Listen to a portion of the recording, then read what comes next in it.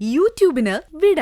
സൂര്യയിലെ എല്ലാ പരമ്പരകളും സംരക്ഷണത്തിന് ശേഷം തികച്ചും സൗജന്യമായി സൺ നെക്സ്റ്റ് ആപ്പ് ഡൗൺലോഡ് ചെയ്യൂ. കണ്ടാസ്വദിക്കാം നിങ്ങളുടെ പ്രിയ പരമ്പരകൾ. മോളെ സോനെ,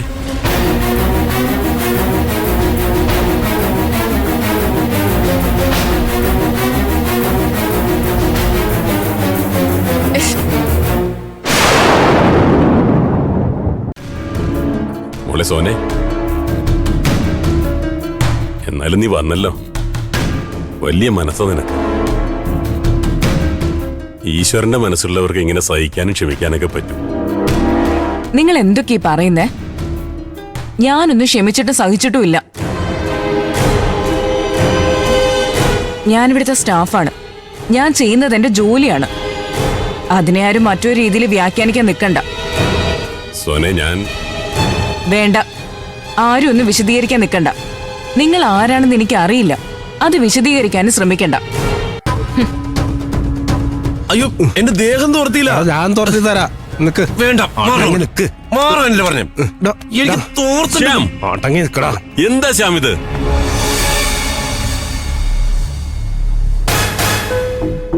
പിന്നെ ശ്യാമിയോടുള്ള കാര്യം നീ എന്താ പറയാതിരുന്നേ?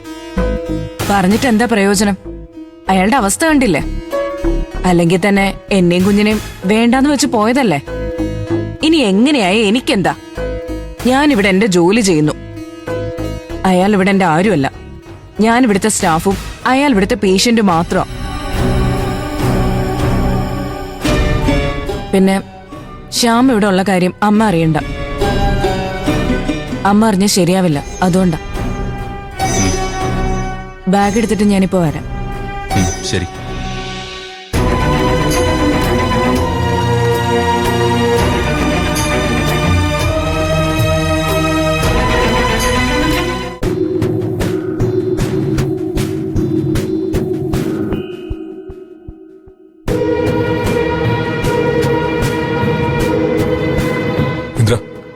ഞാൻ ഈ മരുന്ന് വാങ്ങിച്ചിട്ട് വേഗം വരാം.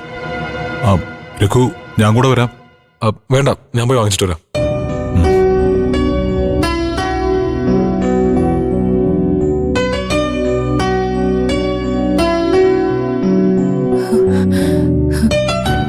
ഇന്ദ്രേട്ടാ, വിനേട്ടന് ഇപ്പൊ എങ്ങനെയുണ്ട്? ഡോക്ടർ എന്തിനാ നിങ്ങൾ അകത്തേക്ക് വിളിപ്പിച്ചേ? ഏയ്, ഒന്നുമില്ല ചീരു. ഞാനും രഘു വിനയനെ കണ്ടില്ലല്ലോ. പിന്നെ മരുന്നുകളായിട്ട് പ്രതികരിച്ച് തുടങ്ങിയെന്നാ ഡോക്ടർ പറഞ്ഞത്. ഇനിയിപ്പോ കുഴപ്പമൊന്നുമില്ല. വിനേട്ടന് ബോധം തെളിഞ്ഞോ? നിങ്ങളെ വിനേട്ടൻ തിരിച്ചറിഞ്ഞോ? അത് വിനയൻ ഞങ്ങളെ കണ്ടു. പക്ഷെ സംസാരിക്കാനായിട്ടില്ല. ചീരു,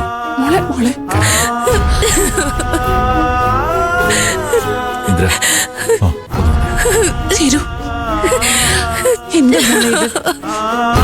ഞങ്ങൾ എല്ലാവരും ഇവിടെ ഉണ്ടായിട്ടും നീ എന്തിനെങ്ങനെ പേടിക്കുന്ന?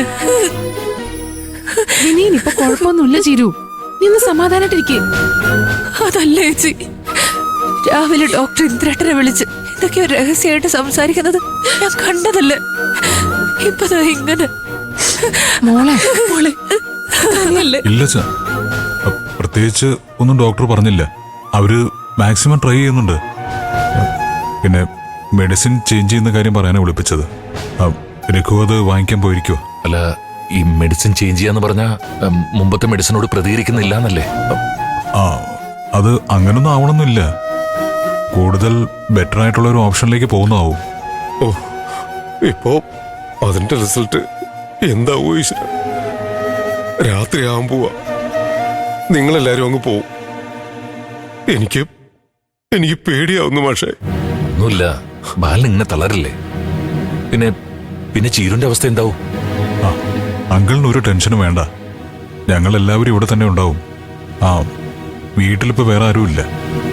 ഞാനും അനുവും വേണമെങ്കിൽ രാത്രിയിൽ ഇവിടെ തങ്ങാം. എന്താനു? അതെ, ചീരുവിന്റെ അടുത്ത് ഞാനും കൂടി വേണം. പക്ഷെ ഇന്ദ്രേട്ടാ, വിച്ചുവിനെ അപ്പുറത്തെ വീട്ടിലാക്കിയിട്ടല്ലേ നമ്മളിങ്ങോട്ട് വന്നത്. അത് കുഴപ്പമില്ലാനു. അവിടുത്തെ ചേച്ചിയെ നമുക്ക് കുറച്ച് കഴിഞ്ഞൊന്ന് വിളിച്ചു നോക്കാം. മോൻ അവിടെ നിൽക്കില്ലെങ്കിൽ ഞാൻ പോയി കുറച്ചു നേരം കഴിഞ്ഞ് കൂട്ടിക്കൊണ്ട് വന്നാൽ മതിയല്ലോ. അത് മതി.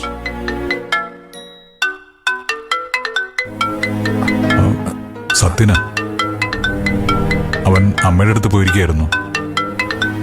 എന്നാ പെട്ടെന്നെടുത്ത് സംസാരിക്കേ. ആ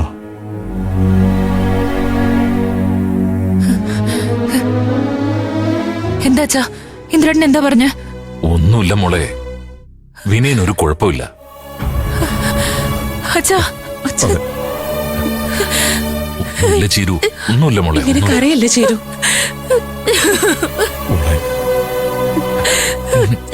മോളെ നീ ഒന്ന് സമാധാനിപ്പിക്കും. വിഷമിക്കാതെ. ഹലോ. ആ ഇന്ദ്രേട്ടാ, ഞാൻ സോന വർക്ക് ചെയ്യുന്ന സ്ഥലത്തുനിന്നാ വിളിക്കുന്നേ. ആണോ? അവിടെ എന്താ വിശേഷം? അതല്ല ഇന്ദ്രേട്ടാ, ഇവിടെ വേറൊരു പ്രശ്നമുണ്ട്. പ്രശ്നോ? എന്ത് പ്രശ്നം? അത് ശ്യാം ഇവിടെയുണ്ട്. ശ്യാം ഇവിടുന്ന് ചാടിയാ അന്ന് നമ്മളെ കാണാൻ വന്നത്.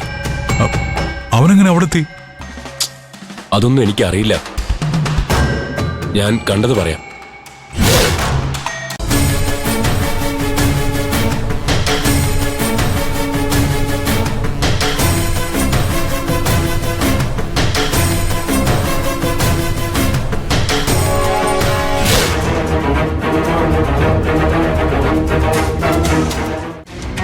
ഇതൊരു വലിയ കണിയല്ലോ സത്യ.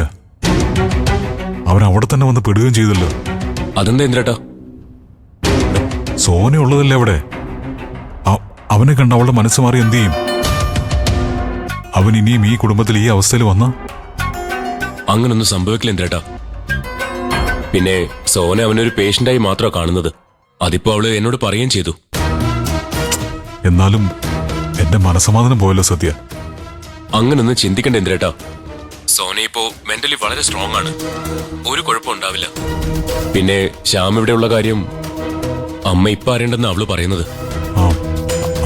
അത് നല്ലതാ. അവള് പറഞ്ഞതാ ശരിയെന്ന് എനിക്കും തോന്നുന്നു. ആ അതെ. ശ്യാം നിന്നെ കണ്ടു സത്യ? ഇല്ല. ആ, സോനയുടെ അവിടെ സൂക്ഷിച്ചു നിൽക്കാൻ പറയണം. എന്തെങ്കിലും ബുദ്ധിമുട്ടുണ്ടെങ്കിൽ ആ ജോലി അങ്ങ് ഉപേക്ഷിക്കാൻ പറയണം. ഞാൻ പറയാം. ശരി ഇന്ദ്രേട്ടാ, ഞാൻ പിന്നെ വിളിക്കാന്നാ. ആ ശരി.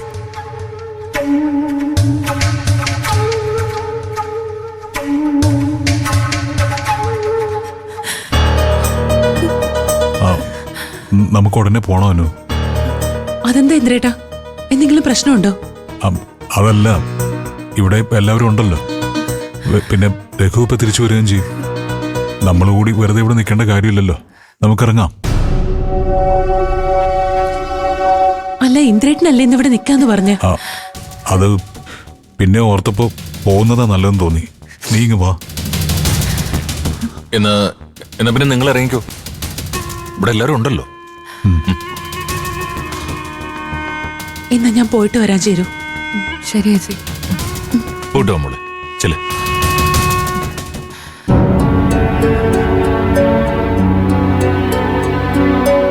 അല്ല, ഇന്ദ്രന് പെട്ടെന്ന് എന്തെങ്കിലും അത്യാവശ്യം വന്ന് കാണും, അതായിരിക്കും പെട്ടെന്ന് പോയത്. അതെ, കച്ചവടക്കാരെ തിരക്കെന്താന്ന് നമുക്ക് എല്ലാവർക്കും അറിയാവുന്നതല്ലേ. അത്യാവശ്യം ഉണ്ടാവും. നമുക്ക് എന്തെല്ലാം കൂടെ മാറി നിൽക്കാം. വാ മോളെ.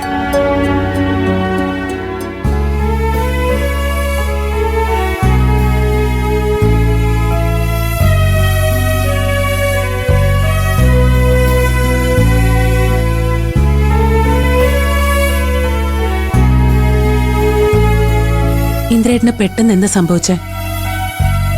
വേണമെങ്കിൽ രാത്രി ഹോസ്പിറ്റലിൽ നിൽക്കാന്ന് വരെ പറഞ്ഞല്ലേ? അതെങ്ങനെയാനോ? മോനെ അപ്പുറത്ത് വീട്ടിൽ നിർത്തിയിട്ട് നമുക്ക് രണ്ടുപേർക്ക് അവിടെ നിൽക്കാൻ പറ്റുമോ? അത് ബുദ്ധിമുട്ടാ. എന്നാലും ഇന്ദ്രേട്ടൻ പെട്ടെന്ന് ഹോസ്പിറ്റലിൽ നിന്ന് വരാൻ കാരണം അതൊന്നും അല്ല. സത്യം വിളിച്ചതിന് ശേഷമാ ഇന്ദ്രേട്ടൻ പെട്ടെന്ന് ഇങ്ങോട്ട് വരാൻ തീരുമാനിച്ചത്. അവിടെ എന്തെങ്കിലും പ്രശ്നമുണ്ടോ ഇന്ദ്രേട്ടാ? അമ്മയ്ക്കോ സോനയ്ക്കോ വല്ല വയ്യായികയും? ഏയ്, അങ്ങനെയുള്ള പ്രശ്നമൊന്നുമില്ല. അതിലും വലിയ കുരുക്കാ നമ്മുടെ കുടുംബത്തിനുണ്ടായിരിക്കുന്നേ. കുരുക്കോ? എന്തു കുരുക്ക്? സത്യൻ ഇന്ന് സോന വർക്ക് ചെയ്യുന്ന ഡി അഡിക്ഷൻ സെന്ററിൽ പോയിരുന്നു. അവിടെ വെച്ച് അവൻ ശ്യാമിനെ അവന്റെ അച്ഛനെയും കണ്ടു.